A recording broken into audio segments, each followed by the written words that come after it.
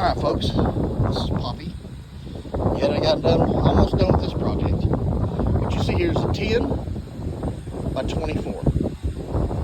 Now I started pricing these garden shed kits, or even thinking about converting a carport or whatever. They're like $3,000 and up. Yeah, $3,000. I was like, ugh, that's just a tad outside my budget. But anyway, this ain't your normal 10 by 24. It's actually two 10 by 12s. I butted them up. You really can't tell where the splice is, can you? Till you get to that double rib there. Right here is the seam between the two sheds. Extra metal, bam, covered up. Can't really tell. It's two sheds put together as one. Now let's go inside. Obviously on garden shed kits, we're gonna do some upgrades, but pardon the mess, I'm still moving in. All right. Typical garden shed, single rafter, double rafters, single rafter. You'll notice that there's that wall, there's the door, there's that wall. Let's come over here.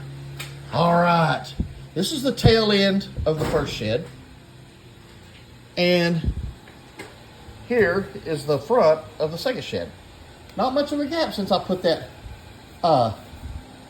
metal sheet on the outside. Got me some spray foam. I'm gonna fill in this gap, help stiffen it up. You might see I got this cross member here supporting this. Well, if you notice, like I said, there's the wall by the rafters, and then the door.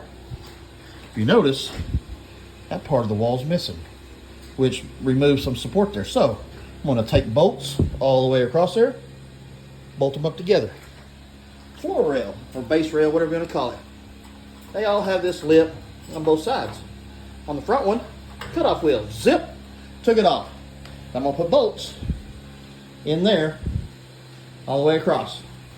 Bolt them up together, squeeze them tight. Here you go. And then that'll re-support this up here.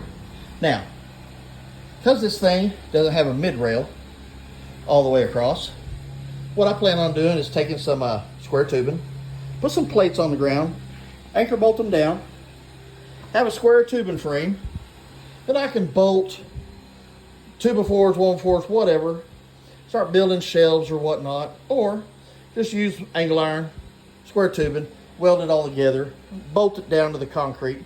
Boom, no big thing. Searching the internet, oh, they didn't have a gasket with this brand. I believe it's AOXUN or AOXSUN, found it on Amazon. Like I said, 10 by 24 everywhere else, $3,000. Two sheds, just under $1,000, because I gave just under $500 a piece for each shed. So a little under $1,000. So if you're budget conscious, there you go. You can, but you need to research which brand you're going to get. It took me about a month, I guess. I mean, I wasn't shopping hard and heavy, but I found this style where it looked like, with the base rails, that they would butt up real close to each other. So I'm very happy with the way it's turning out. Like I said, I still got to seal all this, no gasket material, so I'll just foam it. This thing, well, even with one rafter, is still pretty rigid. Double rafter, this thing it's got some rigidity to it. Plenty of stability, so I am not worried about it. I'm very happy with the way it's turning out. Like I said, I got plans on how I'm going to do it, so I can add a mid-rail to all the way around this son of a gun. And like I said, I'm going to fill this in with the spray foam. Got it right there. No big thing there. And finish her up. Start moving the rest of my stuff in. Get it organized. Because right now, ladies and gentlemen, this is organized chaos. It's a work in progress. We are under construction. Guess what? I can follow up if need be on how I fitted it out, but no big thing. Nobody really needs to see that, because you're going to set your shed up the way you want it set up. So no big thing. So like I said, if you're a budget conscious and you're looking at a 10 by 24 or something about that size, and you're like, man, $3,000 or even more. The concrete cost me right at $1,000. I made it 10'1" by 24'1". Give me a little bit of room. But like I said, budget conscious, little under $1,000, right at it for the sheds. $1,000 for me pouring the concrete. So I am right at $2,000 into it. Very satisfied with it so far. I have no issues with it, and it's going to work for me. It's what I wanted to do. But like I said, YouTube, everybody else, they're putting these sheds together, and they're showing you how to do it. Look, the instructions are very, very simplified. It's no big thing, step by step. Me and my father-in-law put this together. Each shed was probably about 5 hours. Did it in a couple of days because he lives out of town. He came over to help me.